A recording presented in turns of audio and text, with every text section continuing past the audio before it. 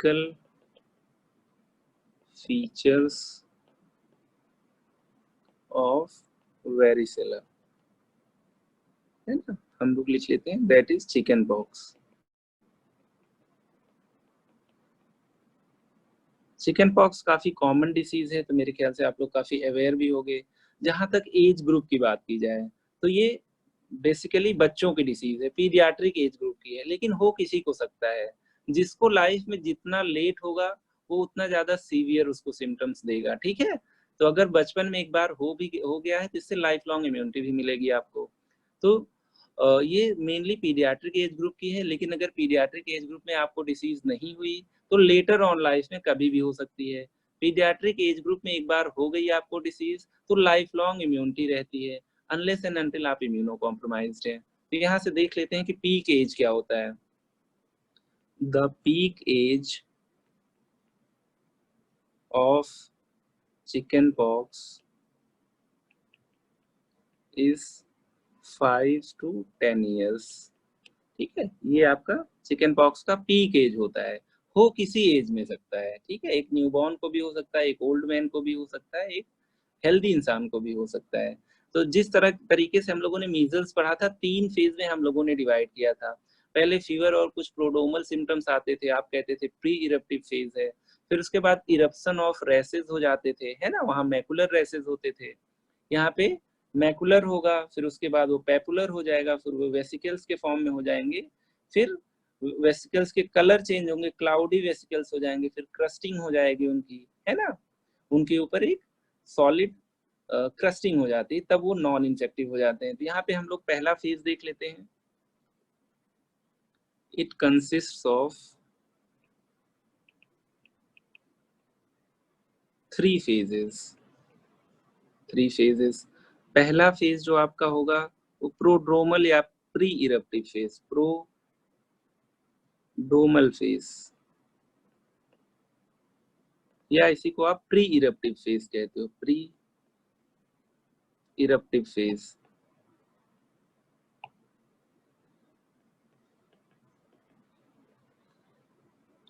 आगे वाला जो फेज होगा जब रेसेस का इरप्शन होने लगेगा तो आप कहते हो उसको प्रोड्रोमल है।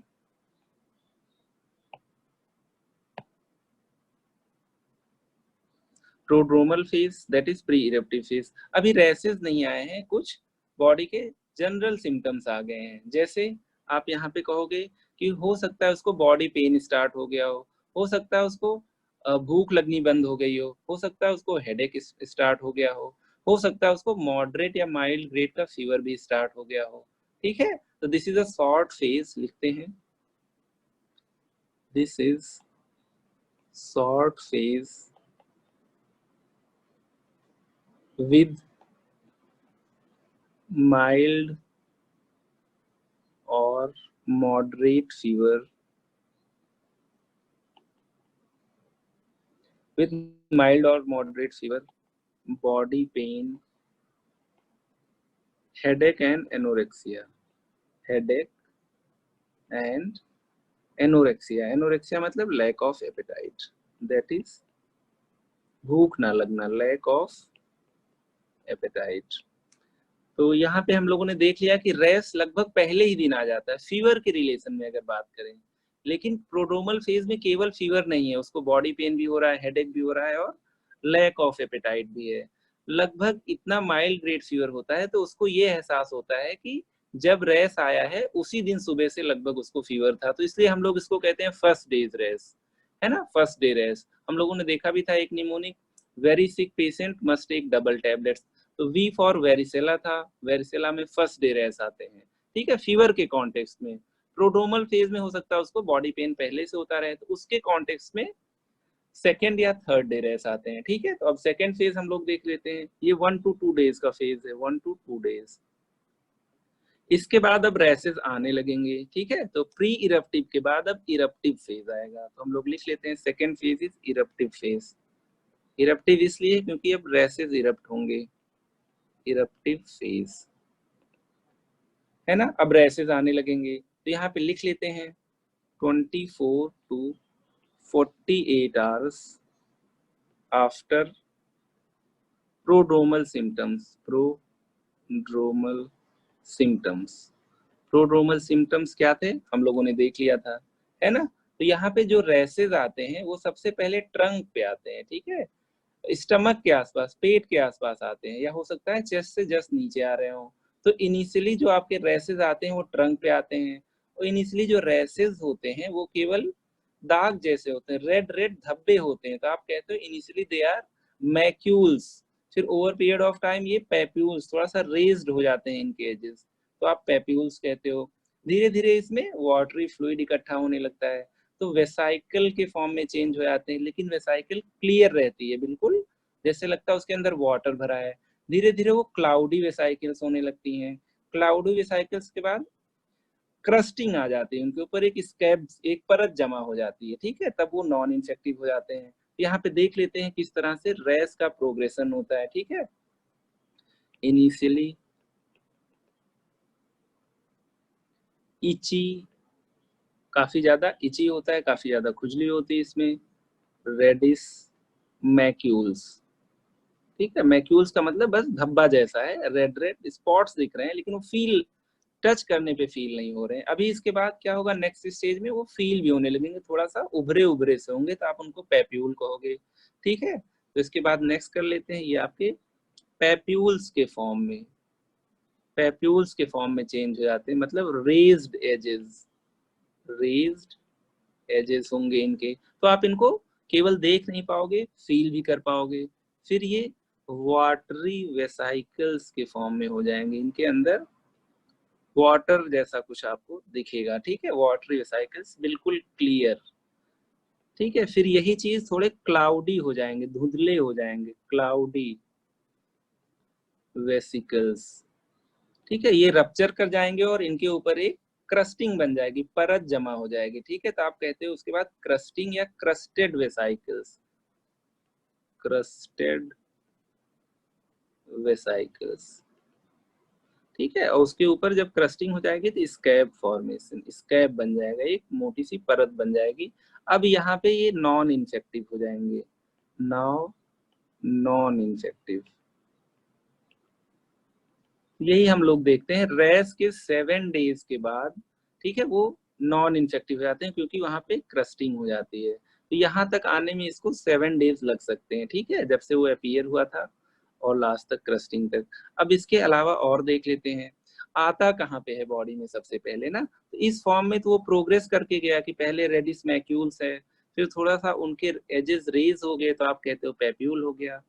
फिर उनके अंदर वाटर फिल होने लगा, या वाटर जैसा मटेरियल क्लियर फिल होने लगा, तो आपने कह दिया वाटरी वेसिकल्स हैं, क्लियर वाटरी वेसिकल्स। उसके बाद क्लाउडीनेस हो गया, फिर ऊपर क्रश जमा हो गया, क्रश जब जमा हो गया तब इन्फेक्टिव नहीं रह गए ये रैसेस। अच्छा, स्टार्ट कहाँ से होता है ये, स्टार्ट इसी तरीके से ट्रंक से होता है, एब्डोमेन पे जनरली सबसे पहले आता है, ठीक है, एब्डोमेन लिख लेते हैं, एब्डोमेन। एब्डोमेन के बाद ये कहाँ जाएंगे, फेस और एक्सट्रीमिटीज पे जाएंगे, फेस एंड एक्सट्रीमिटीज। एक्सट्रीमिटीज का मतलब है आपके अपर लिम्ब और lower limb, that is upper limb and lower limb, ये इनका प्रोग्रेशन होता है। तो यहाँ पे एक चीज और इम्पोर्टेंट है, आपने अभी तक इतना ही पढ़ा है, जो रेसेस अपीयर होंगे वो पहले रेडिस मैक्यूल होंगे, पैप्यूल हो जाएंगे, फिर वेसाइकल हो जाएंगे, फिर क्रस्टिंग हो जाएगी। जब क्रस्टिंग हो जाएगी तो नॉन इन्फेक्टिव हो जाएंगे। आते रहते हैं रेसेस, क्रस्टिंग होता रहता है, ठीक है। तो जो आना शुरू होते हैं वो ट्रंक से, मतलब एब्डोमेन से स्टार्ट होते हैं, फिर कुछ फेस की तरफ चले जाएंगे, कुछ हाथ और पैर की तरफ चले जाएंगे, ठीक है। तो ये एक तरह से देखा जाए पहले बॉडी के सेंटर में आता है, और सेंटर में ज्यादा रहता भी है, जो रेसेस या जो वेसाइकल्स होते हैं वो स्टमक या बैक पे ज्यादा रहते हैं, ठीक है, एक्सट्रीमिटीज पे उतना नहीं रहते। और अगर एक्सट्रीमिटीज में हाथ और पैर की बात भी करो तो प्रॉक्सिमल शोल्डर के आसपास ज्यादा रहते हैं, फिंगर के आसपास कम रहते हैं, ठीक है। तो बॉडी के सेंट्रल एरियाज में ज्यादा रहते हैं, इसी को आप कहते हो centripetal distribution of rashes, central या सेंट्रीपेटल डिस्ट्रीब्यूशन ऑफ रेसेस, ठीक है। लिख लेते हैं इस वर्ड को, लिख लेते हैं द डिस्ट्रीब्यूशन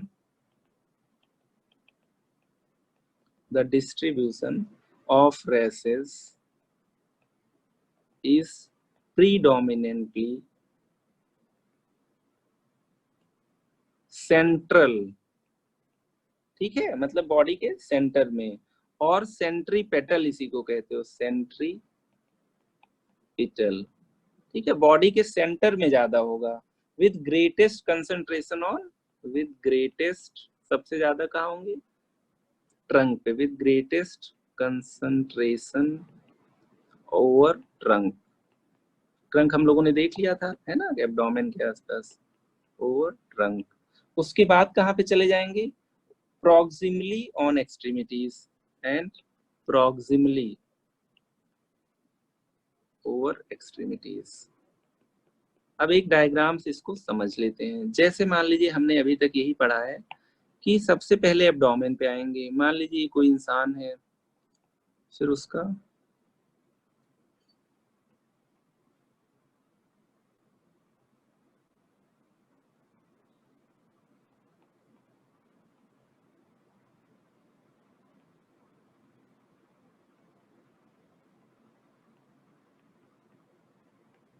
ठीक है, तो जो रेसेस आएंगे सबसे पहले आएंगे यहाँ पे एब्डोमेन के आसपास, यहाँ सबसे ज्यादा भी होंगे, फिर कुछ फेसेस फेस की तरफ चले जाएंगे, ठीक है, इस तरीके से। लेकिन अगर हाथ पैर पे भी जा रहे हैं तो इनिशियली यहाँ पास में ज्यादा है, जैसे जैसे दूर है कम होते जाएंगे, यहाँ पे ज्यादा है, यहाँ एक का दुक्का आ जाएंगे, पैर पे भी यहाँ बहुत ज्यादा है, और फिर यहाँ कुछ थोड़े बहुत आ जाएंगे। तो अगर देखा जाए तो इस सेंटर में ज्यादा है बॉडी के, पेरिफेरी पे कम है, ठीक है, इसी चीज को आप कहते हो सेंट्रीपेटल, की सेंटर में ज्यादा है, सेंट्रीपिटल, ठीक है, centripetal distribution of rashes, centripetal rashes, आप लोग समझ गए होंगे। सेंटर में ज्यादा है, फिर पेरिफेरी की तरफ बढ़ते जाते हैं, लेकिन एट अ टाइम आप देखोगे तो पेट पे और पीठ पे ज्यादा वेसिकल्स होंगे, है ना। तो अभी तक हम लोगों ने जो इरप्टिव फेज था उसको डिटेल में देख लिया है। प्रोड्रोमल फेज के 24 टू 48 आवर्स के बाद शुरू होंगे, ठीक है, पहले मैक्यूल बनेंगे, वो भी ट्रंक पे, धीरे धीरे ये बॉडी के पेरिफेरी में जाने लगेंगे। हाथ होगा तो कंधे के पास ज्यादा होंगे, पैर होगा तो थाइस के पास ज्यादा होंगे, लेकिन धीरे धीरे और कम होते जाएंगे जैसे हम लोग अपनी बॉडी की पेरिफेरी पे पहुंचेंगे। तो मैक्यूल हुआ, पेप्यूल हुआ, थोड़ा सा रेज्ड हो गया, फिर उसमें वाटर जैसा कुछ इकट्ठा हो गया जिसमें ढेर सारे वेरिसेला जोस्टर के वायरस होते हैं। आगे देखें, फिर वो क्लाउडी हो जाएगा, बर्स्ट कर जाएगा, फिर उसके ऊपर एक परत जमा हो जाएगी, ठीक है, तो क्रेस्टेड विद स्कैब्स हो जाते हैं। जब स्कैब्स बन जाएंगे तो नॉन इन्फेक्टिव हो जाएगा। रेसेस हम लोग देख लिया मेनली सेंटर पे होते हैं, तो हम लोग कहते हैं सेंट्रीपेटल। अब आगे एक रिजॉल्विंग फेज होता है, एकदम सेम जैसे हम लोगों ने मीजल्स में पढ़ा था। तो दो फेज हम लोग पढ़ चुके हैं, ए और बी, अभी हम सी देख लेते हैं, resolving phase. Resolving phase, resolving phase की खास बात यह है कि जो भी रेस बना है उसकी क्रस्टिंग कितने दिन में हो जाएगी, 4 to 7 डेज में। लिख लेते हैं, crusting occurs with in 4 to 7 days, ठीक है। आफ्टर क्रस्टिंग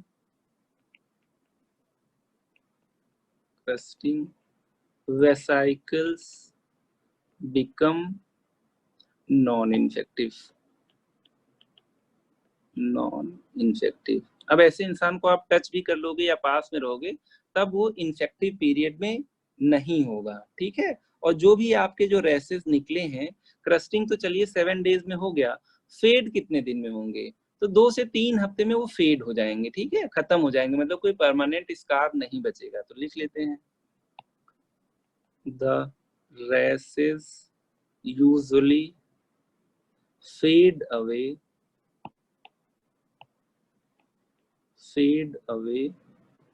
इन 2 वीक्स। तो हम लोगों ने पढ़ लिया है अभी तक तीनों फेज। पहला प्रोड्रोमल फेज था, है ना, तब तक रेस नहीं आए थे। फिर 24 टू 48 आवर्स मतलब 1 से 2 दिन बाद उसको रेस आना शुरू हुआ।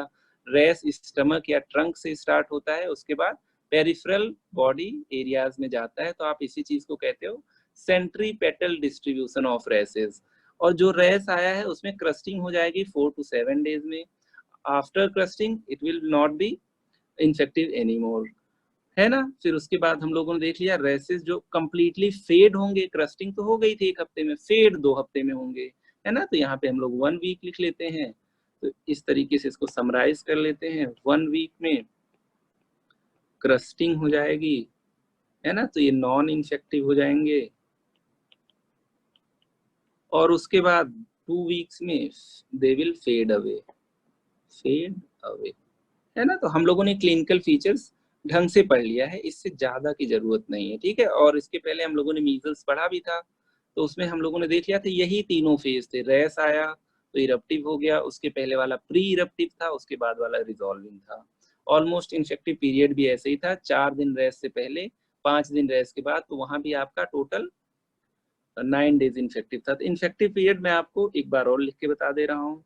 यहाँ पे रैश आया, उसके 2 दिन पहले, 2 डेज बिफोर इन्फेक्टिव रहता है, क्योंकि म्यूकोसा से रेस्पिरेटरी एपिथेलियम से सेड करता रहता है वायरस। और 3 to 7 डेज रैश आने के बाद, तो यहाँ पे जो आपका इन्फेक्टिव पीरियड हो जाता है वो इन्फेक्टिव पीरियड हो जाता है total maximum of 9 days.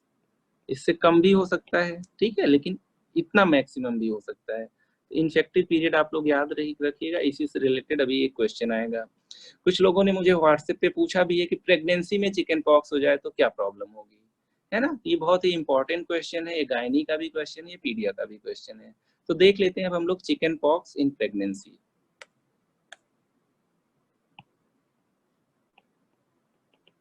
Chicken pox in pregnancy.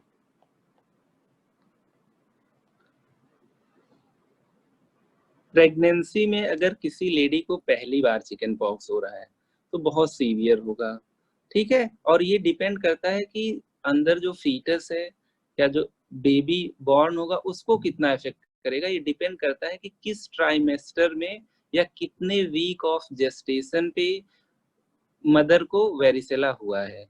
अगर मदर को पहले कभी वेरिसेला हो चुका होगा तो दोबारा होगा ही नहीं, है ना। अगर यहाँ पहली बार हो रहा है, इसका मतलब ना मदर के पास इम्यूनिटी है ना बेबी के पास ऑफ कोर्स कोई इम्यूनिटी है ना। तो हम लोग देख लेते हैं क्या क्या कंडीशन बनती है। पहली चीज लिख लेते हैं, if mother suffers from chicken pox before 20 weeks of gestation, before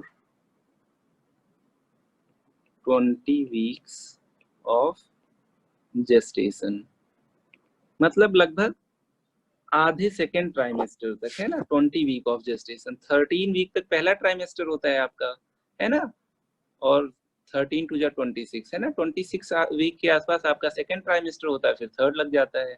अगर 20 वीक जेस्टेशन से पहले मदर को वेरिसेला हो गया तो आपको पता है उस समय बच्चे में ऑर्गन्स बन रहे होंगे, ऑर्गेनोजेनेसिस हो रही होगी, है ना। बच्चा बड़ा हो रहा होगा। तो अगर उसको कोई ऐसा इन्फेक्शन मदर को हो जाएगा तो उसकी ग्रोथ रुक जाएगी, ठीक है। बच्चे की ग्रोथ रुक जाएगी, उसके सारे ऑर्गन्स की जो ग्रोथ हो रही होगी वो कुछ ना कुछ हैम्पर हो जाएगी। तो अगर 20 वीक जेस्टेशन से पहले हुआ है तब तो खतरा है, ठीक है। उसके बाद हुआ है तो मदर में जो एंटीबॉडी बनेंगी वो बच्चे में भी चले जाएंगी, तो बच्चे में कोई खतरा नहीं रहेगा। लेकिन 20 वीक से पहले मदर में एंटीबॉडी बनेंगी, वो सफिशियंट अमाउंट में बेबी में नहीं जा पाएंगी, तो बेबी इन्फेक्ट भी होगा और बेबी को कुछ प्रॉब्लम्स भी आएंगी। जो प्रॉब्लम आएगी उसको कहते हो कंजेनिटल वेरिसेला सिंड्रोम, ठीक है। तो यहाँ लिख लेते हैं, दिस में lead to congenital varicella syndrome, congenital varicella syndrome, ठीक है। इसको रेड से लिख लेते हैं क्योंकि बहुत डेंजरस है। मैंने आपसे कहा अगर किसी मदर को पहली बार चिकन पॉक्स हो रहा है और 20 वीक ऑफ जेस्टेशन से पहले हो जाए तो ही बेबी पे इफेक्ट होगा, अदरवाइज इसके बाद ज्यादा इफेक्ट नहीं होगा, क्योंकि अभी केवल वायरस जा रहा है माँ से बेबी में, आगे चल के एंटीबॉडी भी जाने लगेगा, ठीक है। तो बेबी पे ज्यादा फर्क नहीं पड़ेगा, है ना। लेकिन मदर को कभी भी कोई इन्फेक्शन होता है तो बेबी के लिए वो डेंजरस हो सकता है। तो यहाँ पे मैंने कहा कि उसकी ग्रोथ नहीं होगी। तो हम लोग यही देखते हैं, इसका एक निमोनिक है कि जब भी कंजेनाइटल वेरिसेला सिंड्रोम होता है तो सब कुछ कॉन्स्ट्रिक्ट कर जाता है या कॉन्ट्रैक्ट कर जाता है। तो निमोनिक लिख लेते हैं, निमोनिक। इसकी वजह से एवरीथिंग कॉन्ट्रैक्ट्स, एवरीथिंग कॉन्स्ट्रिक्ट्स याद करने के लिए है, और कॉन्ट्रैक्ट्स। जैसे अगर स्किन ऐसे बच्चे की देखी जाए कंजेनाइटल वेरिसेला सिंड्रोम में, देख लेते हैं features of congenital varicella syndrome. तो पहला ले लेते हैं, स्किन आपकी सिकुड़ जाएगी, स्किन में स्कारिंग मिल सकता है आपको। मैंने कहा हर चीज छोटी हो जाएगी, तो देख लेते हैं यहाँ पे। First is skin scarring, scarring, ठीक है। स्किन पे दाग मिलेंगे आपको, थोड़ा स्किन में स्कार्स मिल सकते हैं, ठीक है। दूसरी चीज है लिम्ब हाइपोप्लेजिया, मतलब लिम्स उसके पैर छोटे रह जाएंगे, एट्रोफी ऑफ लिम्स लिख लेते हैं। लिम्ब, लिम्ब भी छोटे हो गए, लिम्ब हाइपोप्लेजिया, इसका मतलब है एट्रोफी, छोटे हो गए लिम्स, एट्रोफी ऑफ लिम्स, पैर छोटे हो गए। आप एग्जांपल ले लीजिए, ठीक है। थर्ड आप ले लीजिए, इसमें माइक्रो ऑप्थेल्मिया मिलेगा, उसकी आईज छोटी हो जाएंगी, माइक्रो ऑप्थेल्मिया, ठीक है। एंड कैटरेक्ट, उसको कैटरेक्ट भी हो सकता है, गायनी में आप लोग कैटरेक्ट पढ़ोगे। तो मतलब आईज आपकी छोटी हो गई, आईज स्मॉल। इसके अलावा ब्रेन भी स्मॉल हो सकता है, तो आप उसको कहते हो माइक्रोकीफेली, माइक्रोकीफेली, ठीक है। मेरे ख्याल से सब लोग समझ गए होंगे। अगर मदर को 20 वीक जेस्टेशन से पहले वेरिसेला हो गया तो मदर से एंटीबॉडी भी जाती है बेबी में, लेकिन अभी इतना सिग्निफिकेंट अमाउंट में पास नहीं हो पाएगी प्लेसेंटा से, तो बेबी काफी अफेक्टेड होगा। जो बेबी बॉर्न होगा तो बर्थ पे उसमें इतने सारे फीचर्स मिलेंगे, यही कंजेनिटल वेरिसेला सिंड्रोम है। इसको याद बहुत सच करना नहीं है, जब भी किसी को वेरिसेला कंजेनाइटल वेरिसेला सिंड्रोम होगा तो सब कुछ कॉन्स्ट्रिक्ट कर दो, स्किन को पकड़ के कॉन्स्ट्रिक्ट कर दो, स्कारिंग हो जाएगी। लिम्स को मान लीजिए लोअर लिम्ब, लेग्स की हाइपोप्लेजिया कर दीजिए, या एट्रोफी ऑफ लिम्स मिलेगा इसमें। जो लेग्स होंगे वो डिफॉर्म्ड होंगे और स्मॉल इन साइज होंगे। Micro ophthalmia, small in eyes, small in size, उसके साथ कैटरेक्ट भी मिल सकता है, और माइक्रोकेफेली मतलब स्मॉल हेड। तो हम लोगों ने इसको बहुत इजीली समझ लिया है कि 20 हफ्ते से पहले मदर को वेरिसेला होगा तो बेबी को कंजेनाइटल वेरिसेला सिंड्रोम होने के चांस हैं, ठीक है। और कंजेनिटल वेरिसेला सिंड्रोम में क्या है, सब कुछ छोटा हो जाएगा, कॉन्स्ट्रिक्ट कर जाएगा, इसकी वजह से स्किन में स्कारिंग मिलेगा, लिम्ब में हाइपोप्लेजिया मिलेगा या एट्रोफी मिलेगा, माइक्रो ऑप्थेल्मिया मिलेगा, और कैटरेक्ट मिलेगा, और माइक्रोकिफेली मिलेगा, मतलब हेड और आई सब स्मॉल हो जाएंगे, है ना। तो निमोनिक हम लोगों ने यही लिखा था, एवरीथिंग कॉन्स्ट्रिक्ट्स, एवरीथिंग कॉन्स्ट्रिक्ट्स। क्या क्या कॉन्स्ट्रिक्ट हुआ, स्किन कॉन्स्ट्रिक्ट हुआ तो स्कार मिल गया, है ना। हेड छोटा हो गया आपका तो स्मॉल हेड मिल गया, जिसको आपने माइक्रोकिफेली बोला है। आपकी आईज स्मॉल हो गई, है ना, तो आपको माइक्रो ऑप्थेल्मोस मिल गया, माइक्रो ऑप्थेल्मोस। इसके अलावा आपने देख लिया लिम्ब्स छोटे हो गए तो लिम्ब एट्रोफी मिल गई, एट्रोफी ऑफ लिम्ब्स। ये भूलने वाली चीज नहीं है, ना ही कुछ टफ है। अब एक स्पेशल कंडीशन भी होती है कि मान लीजिए थर्ड ट्राइमेस्टर में हुआ, तब तो बेबी का कुछ ज्यादा नहीं बिगड़ेगा, क्योंकि मदर के थ्रू वेरिसेला के अलावा एंटीबॉडीज भी चली जाएंगी, लिख लेते हैं। But if mother suffers from chicken pox after 20 weeks of gestation, then baby usually does not suffer from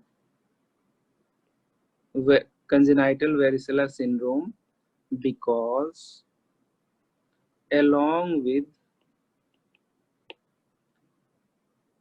varicella virus,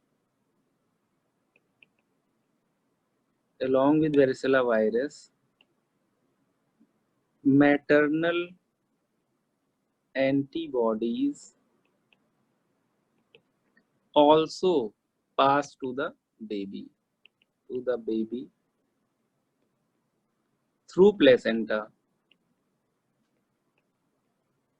ठीक है, so baby will be protected.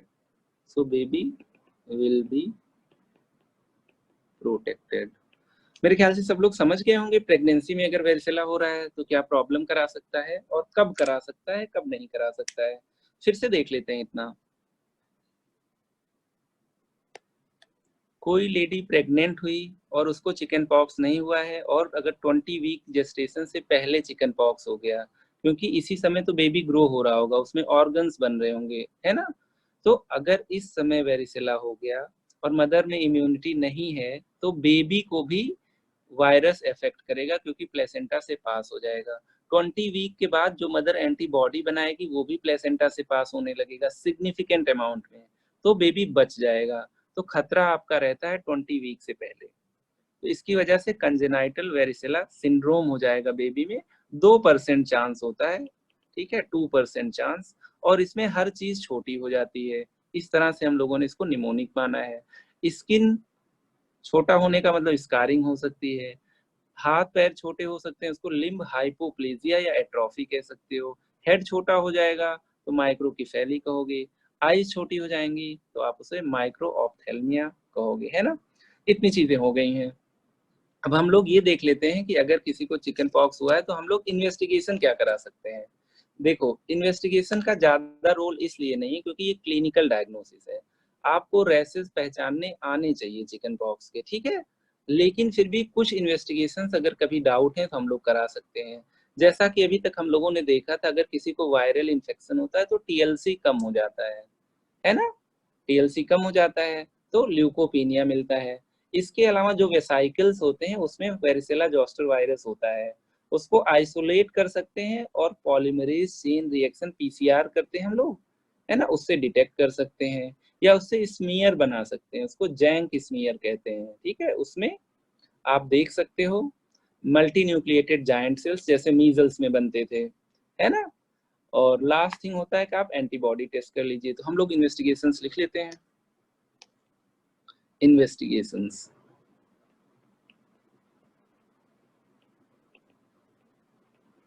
Investigations,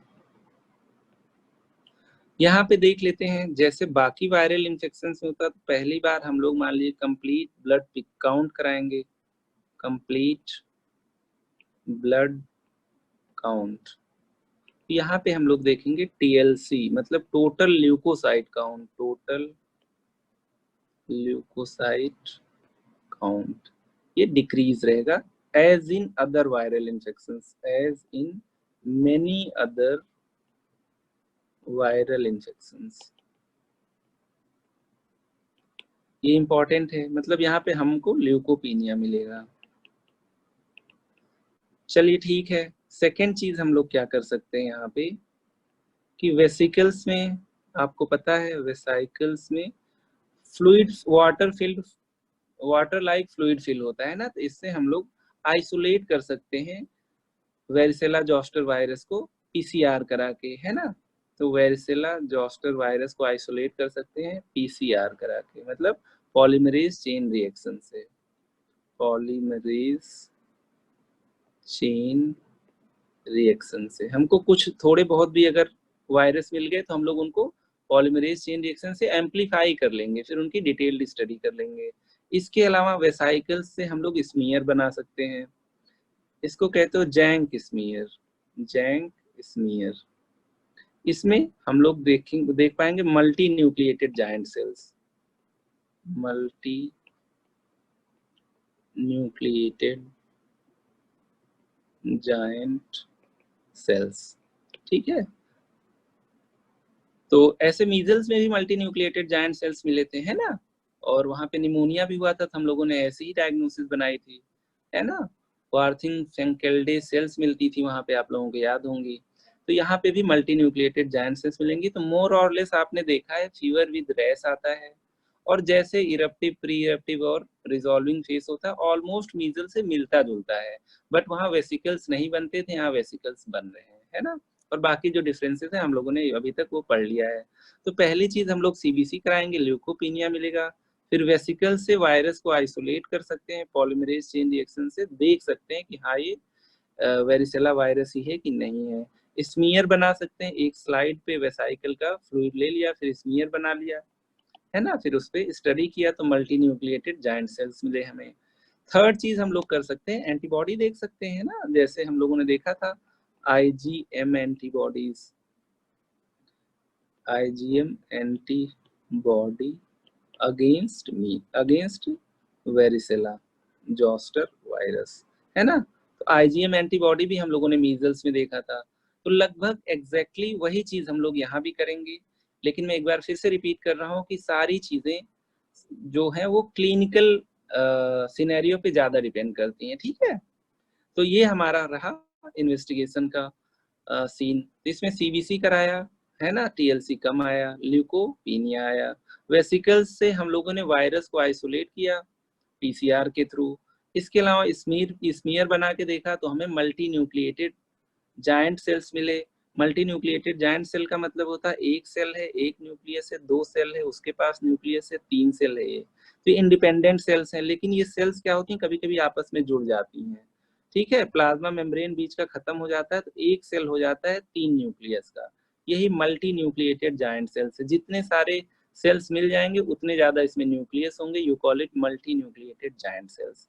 antibody देखने की बात होती है तो IgM type antibody against varicella zoster virus आप देख सकते हो, ठीक है। अब हम लोग ट्रीटमेंट पार्ट देख लेते हैं। यहाँ पे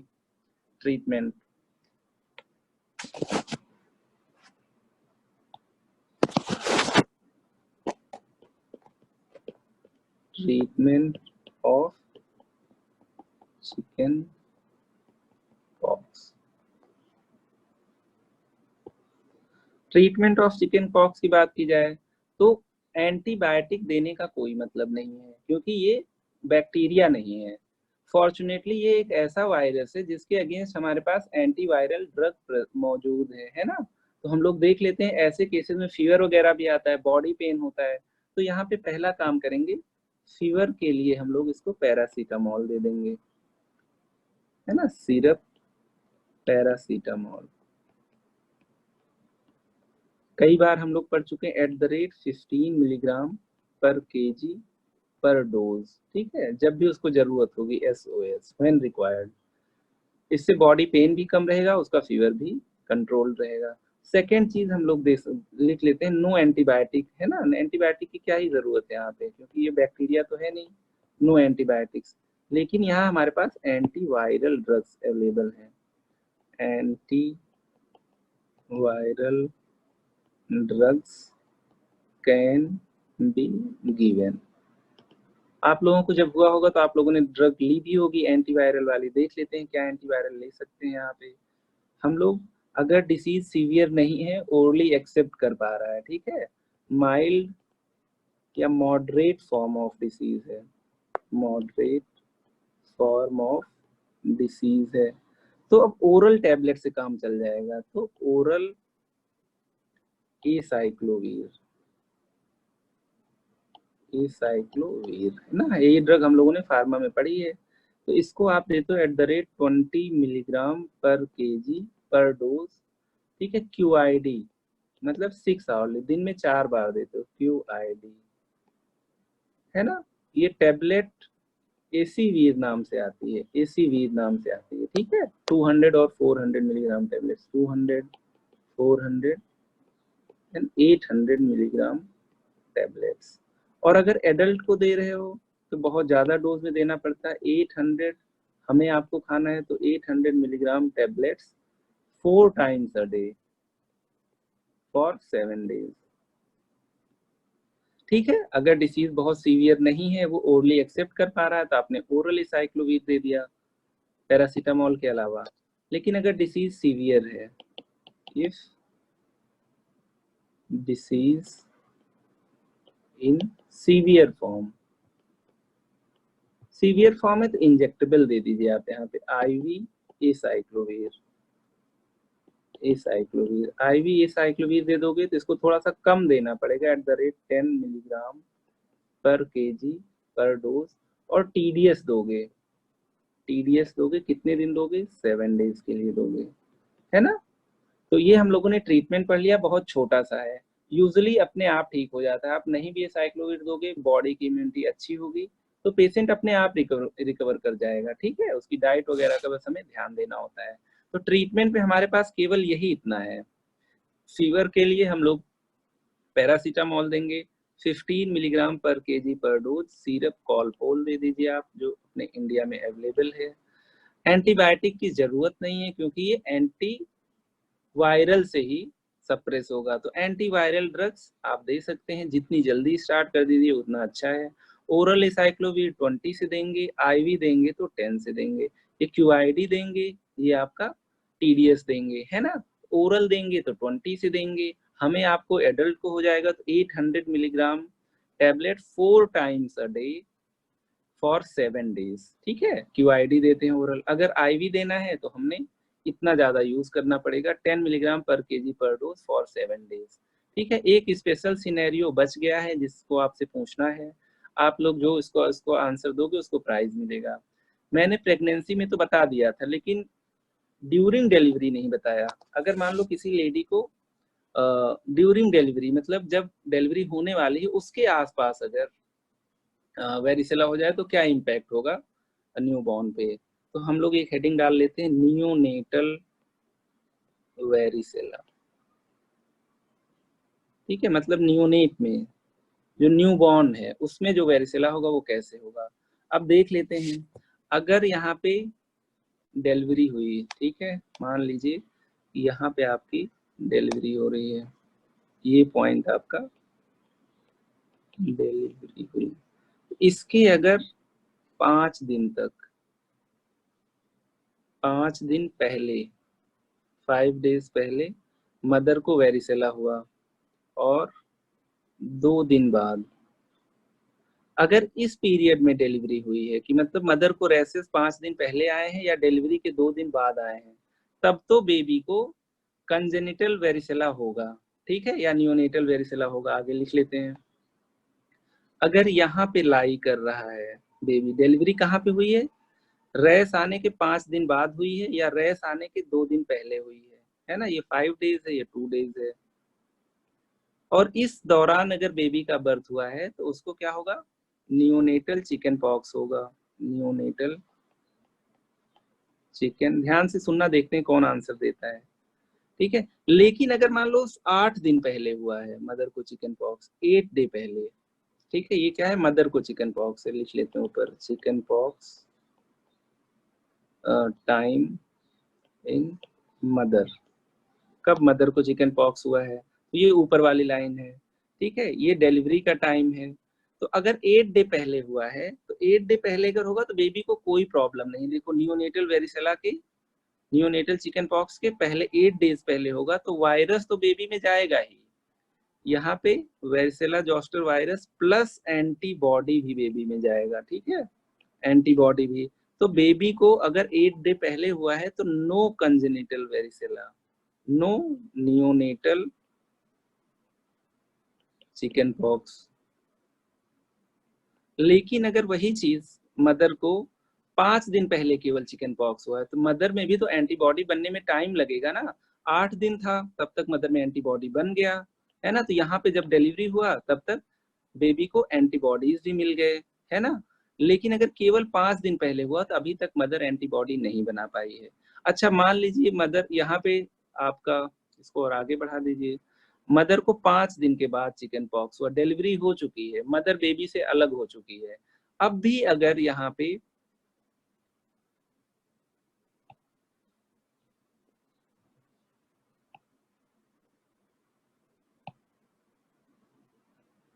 5 डेज के बाद, तो यहाँ पे अगर मदर को चिकन पॉक्स होता भी है तो बेबी को नहीं होगा क्योंकि बेबी को इसी पीरियड में केवल हो रहा है ना। यहाँ पे भी लिख देते हैं। तो अगर 5 दिन के बाद होगा तो यहाँ पे no chickenpox in newborn.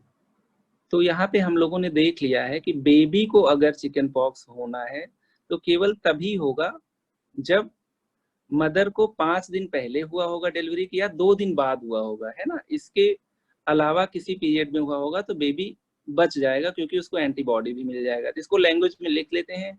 आप लोगों से रिक्वेस्ट है कि आप लोग चैट सेक्शन में आंसर डाल दीजिए जिसको आता हो, कि 2 दिन के बाद अगर मदर को रैश आया तो बच्चे में इन्फेक्शन क्यों हो जाएगा। आप लोग इसको चैट सेक्शन में डाल दीजिए, मैं चेक करूंगा, जिसका ज्यादा अच्छा आंसर होगा उसे प्राइज दूंगा। तब तक इसको लैंग्वेज के फॉर्म में आप लोग लिख लीजिए।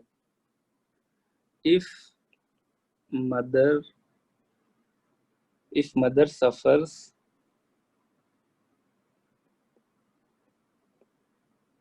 from chicken pox in period from 5 days before delivery and 2 days after delivery, then baby will suffer from varicella, है ना, they will suffer from chicken pox. Otherwise, if mother suffers from varicella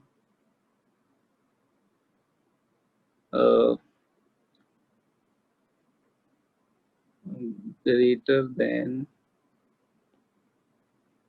5 days before,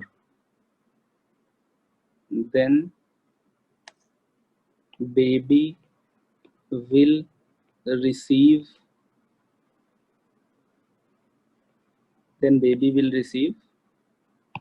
antibodies along with virus. Then baby will receive antibodies plus virus, so immune, and no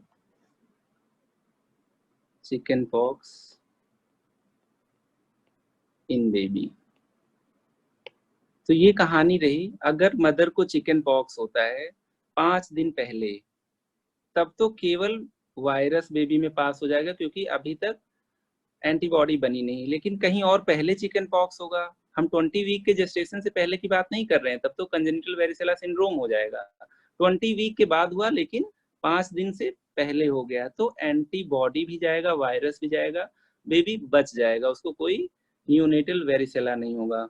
लेकिन अगर 2 दिन के बाद भी rashes आए तो भी बेबी को वेरिसेला हो जाएगा। ठीक है, ये आपसे क्वेश्चन पूछा है, आप लोग चैट सेक्शन में इसका आंसर दे चुके होंगे मेरे ख्याल से। अभी मैं जब पेज टर्न करूंगा तो देख लूंगा। तो ये इतनी कहानी रही आपके नियोनेटल वेरिसेला को, कि कब नियोनेट को वेरिसेला हो सकता है। एक लाइन में वैक्सीनेशन लिख लीजिए। Vaccination, varicella vaccine is given at 15 months of age। ठीक है, ये लाइव वैक्सीन होती है, लाइव एटेन्युएटेड वैक्सीन। और जो स्टेन यूज होता है, strain used is known as Oka strain. Oka strain. बाकी हम लोग इम्यूनाइजेशन में पढ़ेंगे और डिटेल की वैक्सीनेशन में क्या होता है। That's all about chickenpox regarding clinical features, investigations and management। अब हम लोग चैट से